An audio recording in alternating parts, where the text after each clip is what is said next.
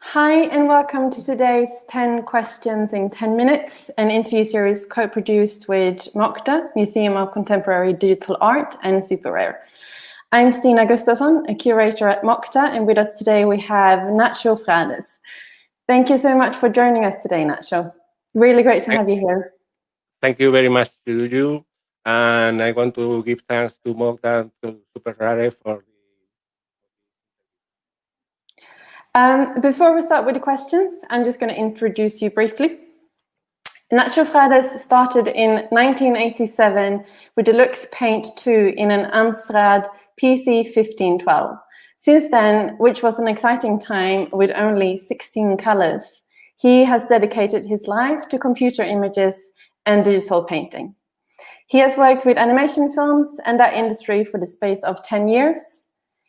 Since 2005, he's a full-time artist, and he solely devote his life to his work. Art is not what people should do, but what people do. Welcome again, Nacho. Really great to have you here. Welcome. So let's get to the questions. Question number one. What process do you have when it comes to starting a new art piece? Well, I usually start with a pencil. I like to draw overall with pencil. Then, if it is an acrylic or an oil, I pass the drawing big, or if it's 3D, I do a sketch and I start to work.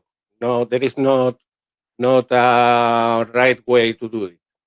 It's a bit random. Question number two. What's the most fun and giving in the process of creating your art? The creation itself is fun. It's any kind of concentration, of meditation. I usually, always work with music. But when I'm working, I don't hear the music. I don't hear what I can't say. I have been hearing this. I am concentrated inside the world. Question number three.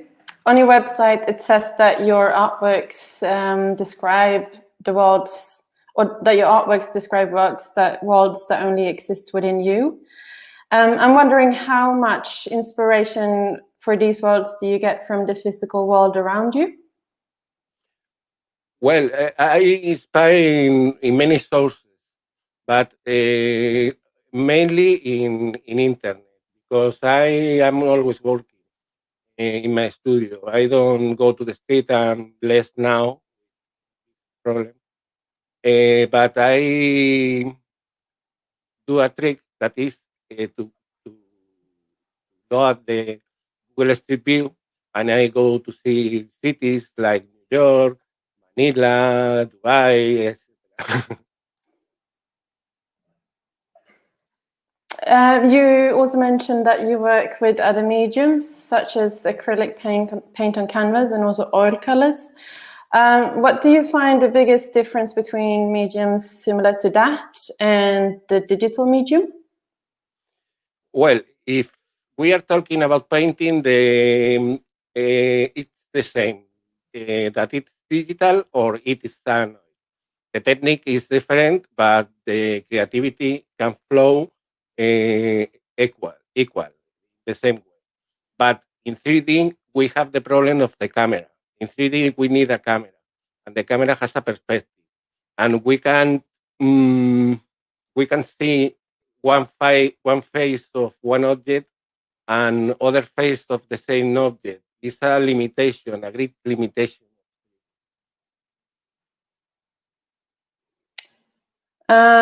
As I mentioned before in the bio, you've also worked in the animation industry. How much of that inspires and informs your current art pieces? Everything gives you something, and the best I have got from animation years are the friends I have done. The friends. especially Esteban and David Cabrera, all great artists that work in animation. In animation, there are great artists working. If I say crypto art, what's the first thing that comes to mind? Creativity. For me, it's the same. Creativity is the force that starts all, and I have been looking for it many years, and I have found it in crypto art. I am very very happy, very happy of have found this world and this community because it's outstanding, marvelous. Why did you decide to join the crypto art movement? Well, I see it was by casualty.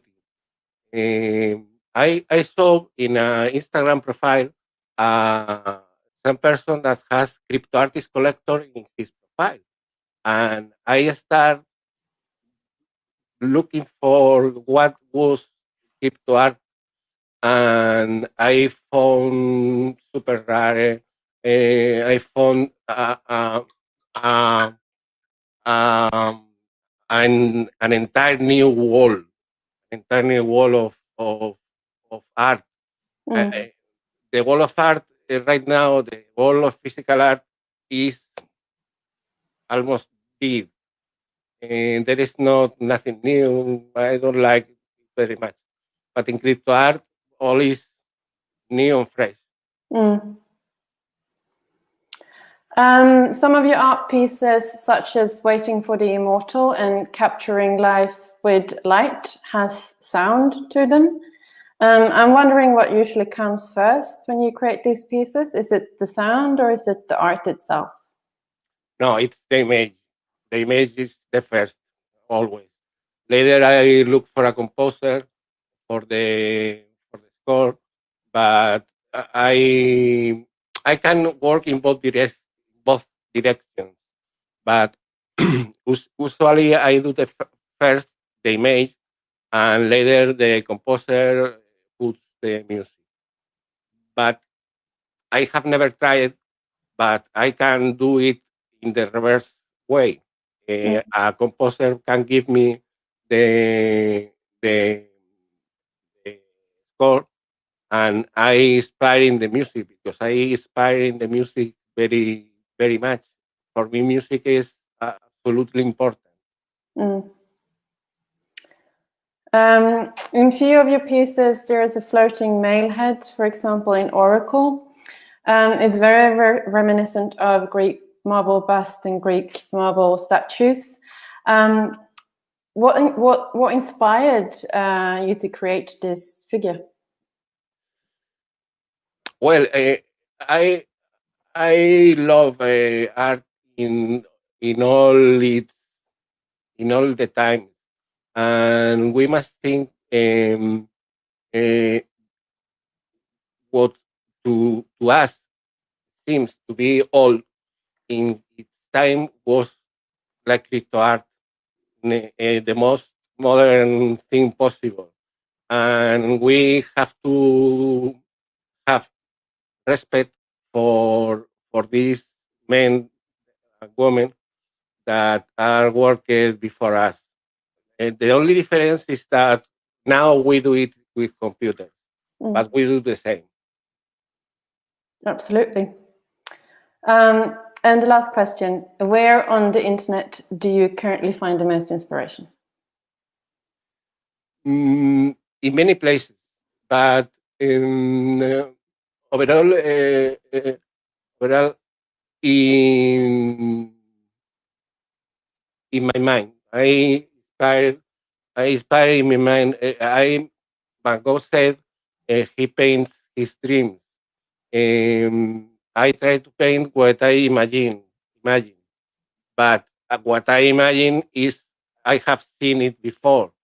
That is, I inspire in all, in a street, a lamp, a bird, anything. It can be a font of inspiration. Well, thank you very much, Nacho. It was great to have this interview with you, and it was great to get answers to all these questions.